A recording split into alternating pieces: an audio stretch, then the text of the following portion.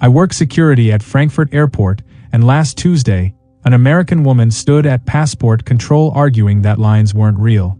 She'd been standing third in queue for maybe 90 seconds when she noticed people scattered near a different checkpoint. "This is ridiculous," she announced. "Everyone's just standing around over there doing nothing. Why are we lined up like kindergartners?" I explained that those people were waiting for their specific document checks to open, each person mentally tracking their arrival order. She stared at me like I'd described quantum physics, then declared, "In America, we optimize. First come, first serve means you go where there's space." She walked directly to the scattered group and planted herself at the front. A German businessman who'd been fifth in that invisible queue said, "Entschuldigung, but I arrived before you." She smiled that confident smile. "Sir, there's no line here. You're all just standing randomly. I'm helping create order." She turned to me as if I'd back her up, adding, "Germans invented efficiency, right? This is efficient." The businessman's jaw tightened, but he simply pulled out his phone and waited. When the checkpoint opened, she tried to go first, and 4 people simultaneously said, "Neen." She genuinely couldn't understand why everyone was angry. At a bakery in Stuttgart, my brother manages the morning rush, and he told me about the American who created a system. The shop had 8 customers scattered around the counter in that typical German way, everyone knowing exactly who came before them. This guy walked in, surveyed the situation, and loudly announced, "Okay, folks, let's get organized here." He started pointing at people. "You were first, you're second, you're third," arranging everyone into a neat British-style queue along the wall. My brother watched in fascination as the customers exchanged confused glances but didn't move. The American seemed pleased with himself, took his place at the back of his imaginary line, and waited. When the baker finished with a customer, she looked at the next person in arrival order, a woman near the window. The American interrupted. "Excuse me, she's not next." "He is." He pointed at someone he'd designated as second. The baker said, "He came in after her." The American insisted, "But there was no line, so I created one. Now we're following it." He genuinely expected applause. The confusion happens everywhere. An American at Hamburg's train platform asked me why everyone was standing in clusters instead of forming a proper line. I explained that Germans wait for doors, then board in arrival order based on mental tracking. He laughed and said, "That's the most German thing I've ever heard, an invisible efficiency system that requires everyone to be psychic." Then he stood directly in front of the door where it would open, blocking everyone's path. When the train arrived and people tried to step around him, he held his ground, explaining he was first in what he called the real line. 3 people told him to move. He insisted he was being fair by American standard. Finally, an elderly woman just pushed past him, and everyone else followed.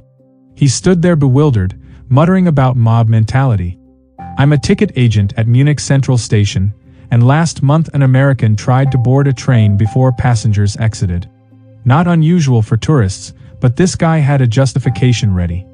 When people pushed back against him, literally blocking the exit, he held up his phone showing his ticket.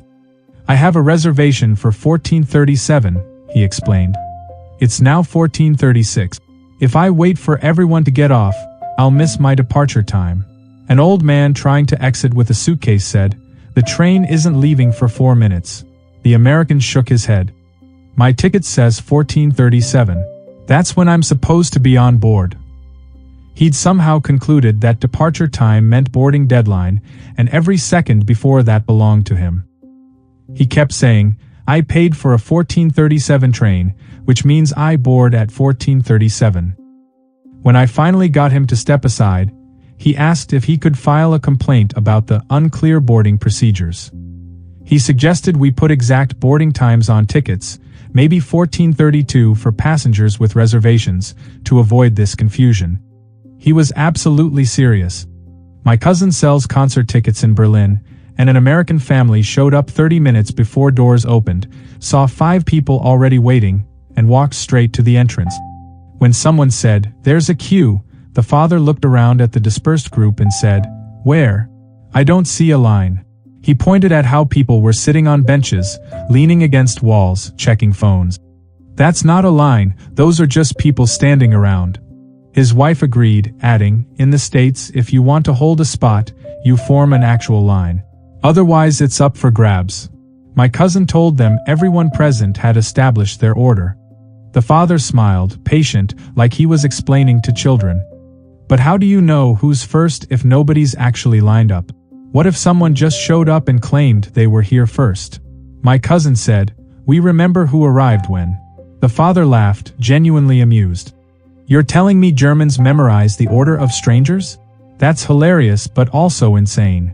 He added that in America, visible lines prevent this exact confusion, implying Germans had somehow overcomplicated the simple act of waiting. They stood by the door until the venue opened, smiling pleasantly while everyone glared at them. I work pharmacy counter in Cologne, and this American interrupted someone being served to ask a quick question. The customer, an older woman, stopped mid-sentence and stared at him. He said, "Sorry, this'll just take 2 seconds. Do you have acetaminophen?" I told him to wait his turn. He looked confused. "I'm not cutting, I just have a one-word question. You can go right back to her." The woman said, "You interrupted." He smiled apologetically. "Right," and I said, "Sorry, but I'm not actually buying anything, I just need to know where something is. That's different from being in line." He turned to the woman. "Ma'am, I'm not trying to skip ahead of you. I'm just asking a question." In America, quick questions are fair game because nobody's losing their spot. The woman didn't respond, just turned back to me and continued describing her prescription. The American stood there for a moment, then muttered, "Okay, I guess Germans don't do helpful," and walked away. 5 minutes later, he came back, properly waited his turn, and asked the same question. When I answered, he said, "See? That took 2 seconds. Could have saved everyone time earlier." My best friend teaches at a Düsseldorf university, and during enrollment, an American exchange student tried to create a digital queue. About 20 students were waiting outside the office in that typical scattered formation, and this guy walked up asking, "Who's last?" When someone pointed to another student, the American pulled out his phone and announced, "I'm making a shared Google Doc so we can track the order. Everyone add your name." Nobody moved. He kept explaining the benefits, how we wouldn't need to remember faces, how latecomers could check the list. One German student finally said, "We already know the order." The American insisted, "But what if someone leaves and comes back? What if there's a dispute? This solves everything." He seemed genuinely proud of his innovation. He created the doc anyway, added his own name, then tried to get others to join. When the office opened and people entered in arrival order without consulting his list, he looked betrayed. He later emailed the department suggesting they implement his system officially, citing efficiency studies about digital queue management. The email was 3 paragraphs long. I manage a restaurant in Heidelberg, and an American couple asked why we didn't have a host stand. I explained that customers seat themselves, they find an empty table and sit down. The wife looked uncomfortable. "So anyone can just take any table? What if 2 groups want the same one?" I said that whoever arrives first sits first. The husband said, "Right, but how do you know who arrived first if there's no check-in system?" He suggested we implement a number system like at delicatessens, where you take a ticket and wait to be called. His wife added that without a host, there's no way to manage wait times or party sizes efficiently. "What if a couple takes a 6-person table?" she asked. I explained that doesn't happen because people are considerate. The husband shook his head. "You're relying on the honor system for restaurant seating? That's wild." He said in America, hosts exist specifically because you can't trust people to self-organize fairly. They eventually sat down but kept glancing around nervously, like someone might challenge their claim to the table. When they left, the husband told me, "You should really consider a proper system. It would eliminate so much confusion." My sister works at a butcher shop in Leipzig, and this American came in during the lunch rush asking why there wasn't a take-a-number machine. About 6 customers were waiting, spread around the small shop, and he couldn't determine the order. He asked the person closest to the counter, "Are you next?" The woman said no, and pointed to a man near the window. The American looked baffled. "How does everyone know that?" He turned to my sister. "Miss, do you have one of those ticket dispensers?" The red ones where you pull a number. She said no. He exhaled slowly. Okay, but then how do you keep track of who's been waiting longest? Are you just guessing? My sister explained that she serves people in arrival order, and they tell her if she makes a mistake. He said, but that puts the burden on customers to police each other. What if someone lies? He stood there thinking, then offered a solution. What you need is a clipboard by the door where people write their names when they enter. First name on the list gets served first. My sister nodded politely.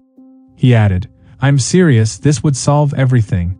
I could probably make you one for like 20 euros. He waited for a response. She just asked who was next. I bartended in Hamburg's St. Pauli district, and an American tried to order by waving money. The bar was 3 deep with customers, everyone waiting to be acknowledged, and this guy started waving a 20-euro note over people's heads. When I didn't immediately serve him, he waved it higher, making eye contact, smiling like we had a deal. A German regular next to him said, There's a queue. The American laughed. There's like 40 people here, man. There's no queue. He kept waving the money. I'm just showing her I'm ready to pay. That's how you get served quickly in New York. The regular said, You wait your turn. The American replied, I am waiting. I'm just making sure she knows I'm here. He genuinely saw a difference between those two things. When I finally got to him, he said, Thank God, I thought you didn't see me. I told him I'd seen him the entire time, I was just serving people in order. He looked around at the crowd. But how do you know the order when everyone's just packed in here? I said, I remember faces. He seemed to think I was joking, then realized I wasn't and said, That's actually impressive but also super stressful for you. Have you considered a better system? My roommate works at a Christmas market in Nuremberg, and an American asked why the Glühwein stand didn't have a proper queue. About 15 people were clustered around the small hut, and the vendor served whoever was ready next, trusting everyone to track their own position. The American tried to hand cash over someone's shoulder, saying, I'll just grab mine real quick. The person in front of him said, I'm not finished. The American said, I know, I'm not cutting you, I'm just getting mine while you think.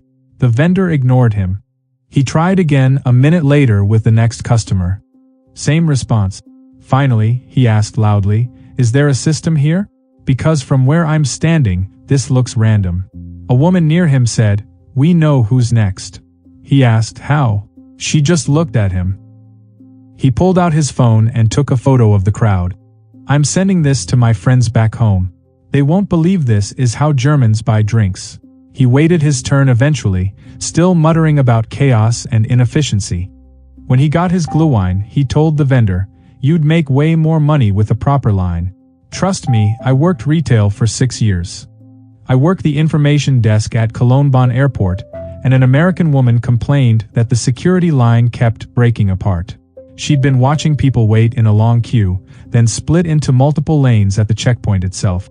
She came to me confused. Why do they form one line just to break into 5 smaller ones? Why not just have 5 lines from the start? I explained that they funnel into one queue for fairness, then distribute to available screening stations. She said, But that's double the work. Everyone has to stop, reorganize, and figure out which new line to join. I told her the security staff directs people. She shook her head. In America, we have multiple lines from the beginning. You pick one and stay in it. Way simpler. She added that the German system created unnecessary decision points that slowed everything down. Every time someone has to choose a new lane, that's lost seconds, she explained. She'd apparently timed it. She suggested I pass along feedback to airport management about implementing separate queues from the start. She even sketched a diagram on her boarding pass showing her proposed layout. The diagram was detailed. My father operates a ferry in Constance, and this American family tried to board during unloading. Not unusual, but their reasoning was creative. When my father stopped them, the dad said, We paid for the 3:30 ferry.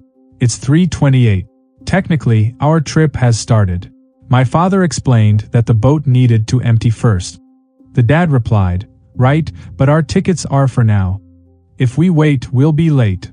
His daughter, maybe 16, added, Also, we're getting on anyway. Why make us wait on the dock when we could wait on the boat? She said it like she'd solved a puzzle. My father told them it was a safety issue. The dad sighed. Sir, I understand you have your procedures, but logically, if the boat's here and our trip starts in 2 minutes, we should be allowed to board. Otherwise, what are we paying for?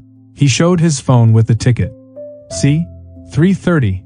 Not 3:35. My father just stood there blocking the walkway until every passenger had exited. The family boarded last and the dad told him, "You guys could learn from Disney. They let people board rides while others are exiting from a different door. Maximizes efficiency." The boat sat in port for another 4 minutes after they boarded. They didn't seem to connect those dots.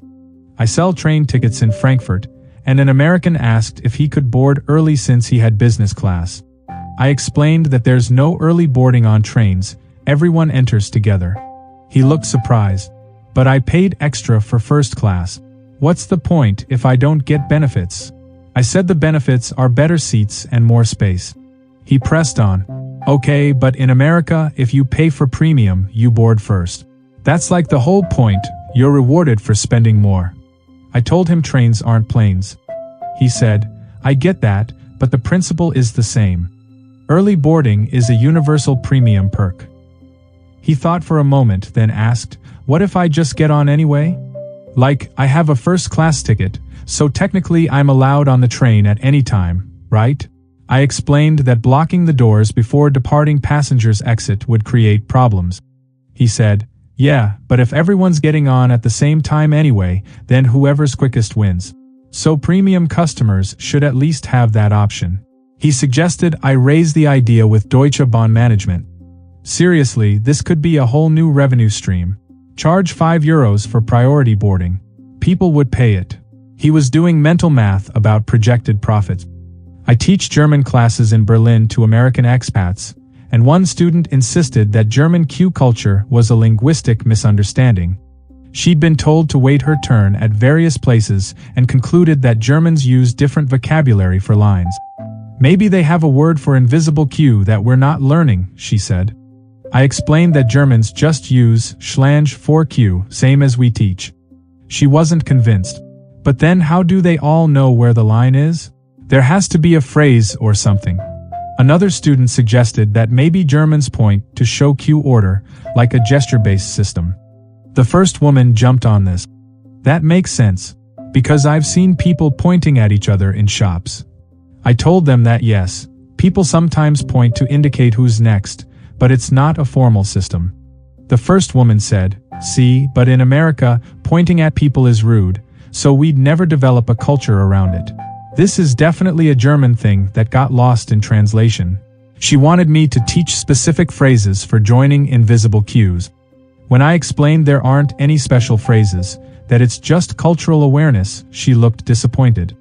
Later, she emailed asking if there were books about German nonverbal communication systems. She was convinced she was missing key information. I run a customer service desk at a Munich shopping center, and yesterday an American man spent 20 minutes explaining how German queuing was inefficient compared to American systems. He'd been in the country for 5 days and had extensive notes on his phone. He pulled up a bulleted list showing wait times, queue formations, and customer flow rates at various locations. I'm not trying to be rude, he said, but there's decades of retail science about this stuff. Americans figured out optimal queuing in the 1970s. He showed me articles about serpentine queues and numbered ticket systems. He said Germans were leaving efficiency on the table by relying on social memory instead of visible structure. You could cut wait times by at least 20% with proper queue management, he estimated. He offered to consult for free, said he'd write up a proposal. When I told him the current system works fine, he looked genuinely sad. But it could work better, he said. He left his email address in case I changed my mind. The thing is, he wasn't angry or entitled, just absolutely convinced he'd discovered a problem nobody else had noticed. That's the thing with confident confusion, it doesn't need malice, just certainty.